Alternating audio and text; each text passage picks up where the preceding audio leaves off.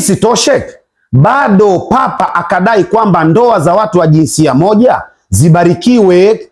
Yani manake ushoga kwa Katoliki ni sawa. Jamani, haya maneno sio ya kwangu, msiseme mimi nasema Wakatoliki ni mashoga. La hasha, si Wakatoliki wote, si Wakatoliki wa Kenya, si Wakatoliki wa Tanzania, si Wakatoliki walioko Rwanda, Burundi, Kongo, wapi. Wakristo walioko Afrika hawataki upuuzi huu. Nazungumzia Vatican kule, Papa. Na wacha nikwambie ndugu, wewe ukijiita Protestant bado wewe ni Mkatoliki tu, na makanisa mengine yote yanaitwa Protestant, yani manake wapingaji. Walimpinga nani? Mkatoliki. Haya, tuambie walichokipinga nini? Mjengo tu, lakini mambo yale yale. Mjengo tumeandika sijui PEFA, sijui mmeandika hili jengo laitwa SDA, hili laitwa wote hawa wa Katoliki bwana. Imani ni ile ile moja wa Katoliki tu. Kwa hivyo hawa wanajiita Protestants, lakini ni Protestant kweli, lakini 80% bado sheria ni za wale wale wa Katoliki. Sasa ikiwa Papa Vatican anaweza akasimama akatangaza kwamba Biblia zibadilishwe, ujue hayo mambo hayakuishia hapo, bado zinaendelea kubadilishwa. Na ndio mpaka nakwambia Bible Publishers Kibera, hizi Biblia zote ambazo zinauzwa barabarani hata usinunue ndugu, hizo ni story book, hazifai, zishabadilishwa. Papa akiwa anadai kwamba ndoa za watu wa jinsia moja zibarikiwe, yani manake ushoga ubarikiwe. Je, hapa we bado unaamini hawa ni viongozi wa dini? Wanadai ushoga uhalalishwe na uombewe, na watu wawili wa jinsia moja ndoa yao ibarikiwe, manake iruhusiwe, uozeshwe, ushoga uendelee.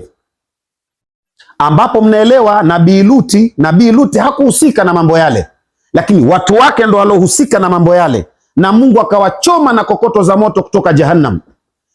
Na wale hawakuwa wameoana. Leo Papa anasema zibarikiwe ndoa za watu wa jinsia moja, na utaona hapa nitakuwekea. Angalia hapo, Papa anasema ndoa za watu wa jinsia moja zibarikiwe.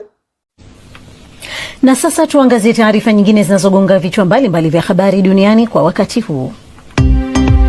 Papa Francis ameunga mkono sheria za mahusiano ya jinsia moja, kitendo ambacho wanaharakati wa madhehebu ya Kikatoliki wanadai kuwa ni maoni ya wazi ambayo hayajawahi kuzungumziwa kuhusu jambo hilo. Katika kipindi kipya cha televisheni, Papa amesema wapenzi wa jinsia moja wana haki ya kuwa kwenye familia.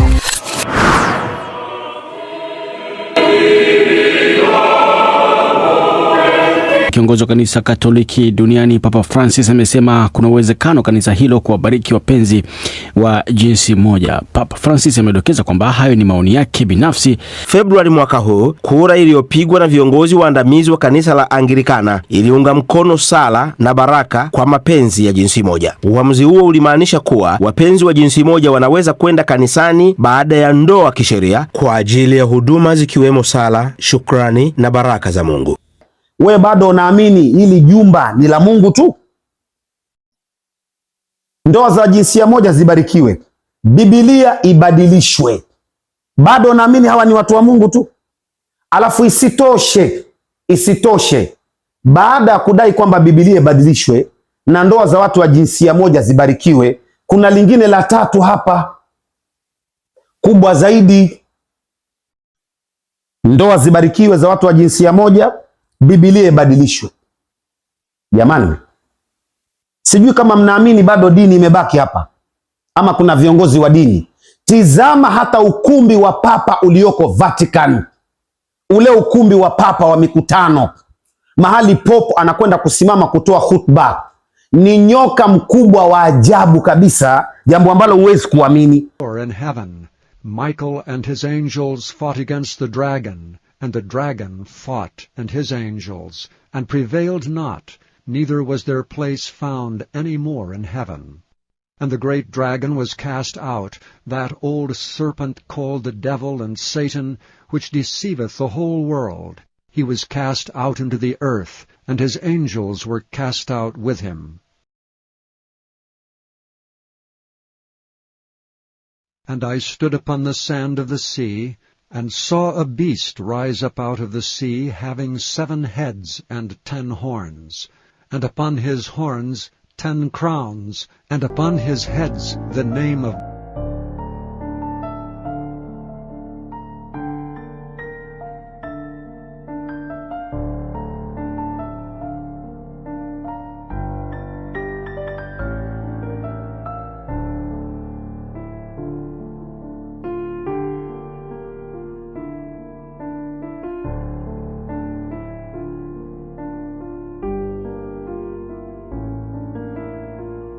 na hii si rahisi hata kuoneshwa.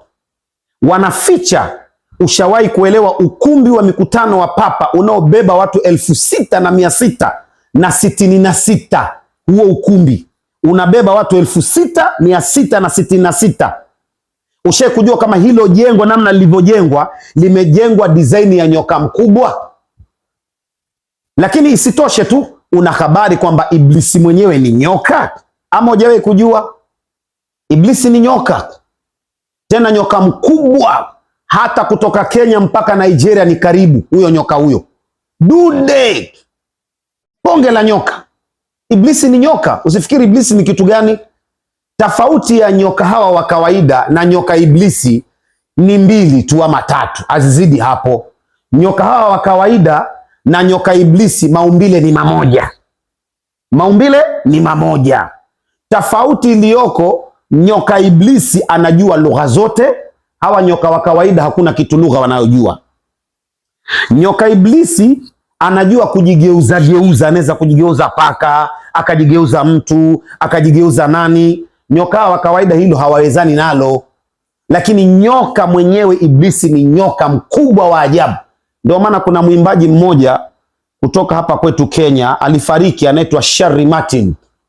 Aliwahi kuimba akasema Iblisi ni nyoka. Nilimuona shetani amekasiri.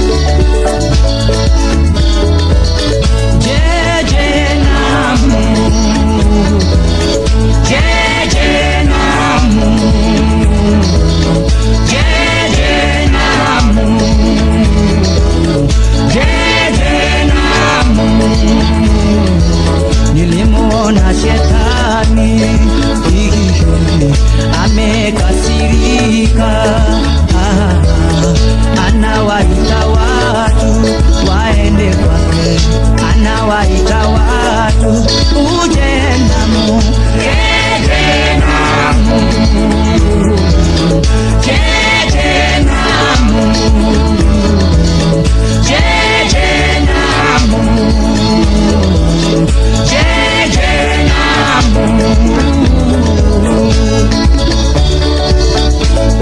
Shetani amekasirika,